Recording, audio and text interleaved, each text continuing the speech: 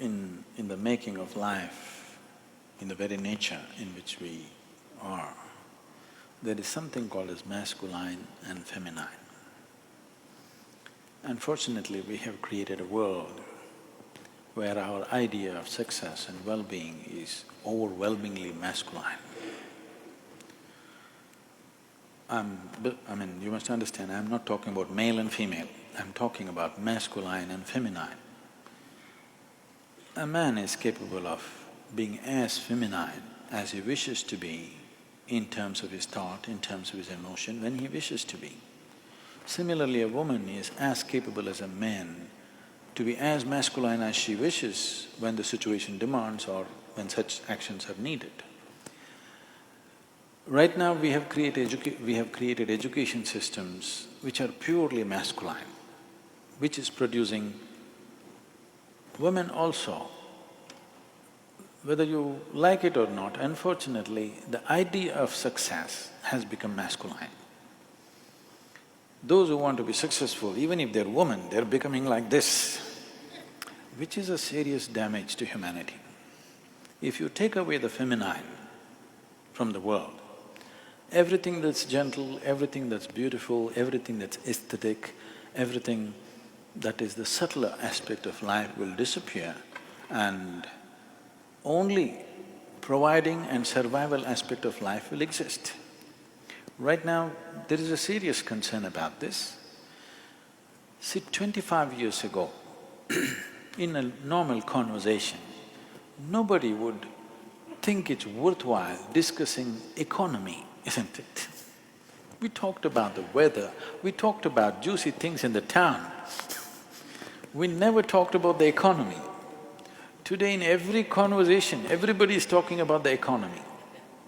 Economy means livelihood, economy means providing.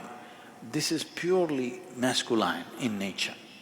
I'm not saying women cannot provide, I'm not meaning men and women, I'm talking about masculine and feminine. If you make the society so overwhelmingly masculine, you will obliterate the feminine. In this, everything that's gentle and beautiful will vanish, even in a woman, because when you set the standards that this is the only way you can succeed, even she will adapt to the situation, which I feel they are adapting, and many women are expressing their masculinity much more stronger and cruder than a man. It is happening. This is distressing because if I'm allowed to share something from my life, those days when we were growing up, my father is a physician, he is the provider. My mother never earned a rupee in her life, but it was never such a thing that if she does not earn, she's something less. No, she was the most valued person. As a child, when I look back and see, with all due respect, when I look back and see in the way my life evolved, I could very easily live without my father, but I cannot imagine my life without my mother. She never earned anything, but that's not the point. Where the money came from didn't make a difference, but how it was done in the home was everything. I must tell you these simple things. She did everything in the house, from stitching to embroidering to cooking to everything, because she wouldn't want anybody else to do it for her husband and children. She wants to do it herself. If we travel somewhere, if we have to sleep, if she saw an empty pillowcase, when you travel somewhere else, there's just white pillowcases, she would say, how can children sleep on empty pillowcases? And she would pull out her needle and thread right there. In 5 minutes, she stitched a small little parrot or a flower.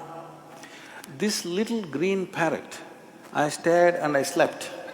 It is so deep in my consciousness today, that little green parrot, because that sense of that caring, I think that little green parrot sank so deep into me, and in many ways who I am today is a manifestation of that little green parrot that she stitched on that pillowcase.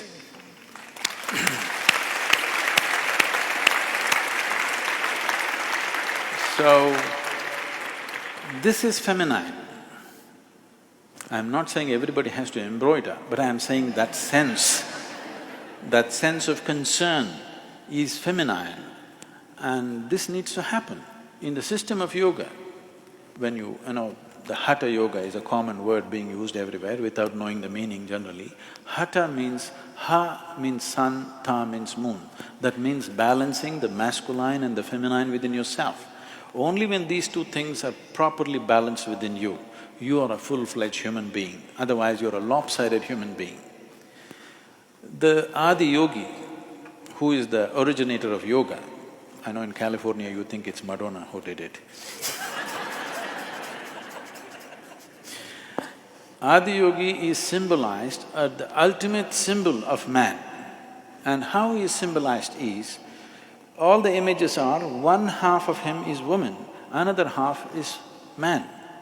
He is the ultimate man, but one half is woman, another half is man. Because a true human being is an equal balance between masculine and feminine. And in workplaces, I don't see why gender should even be an issue. Why should you always look at somebody as a man or a woman? You can just look at them as a human being or as a piece of life.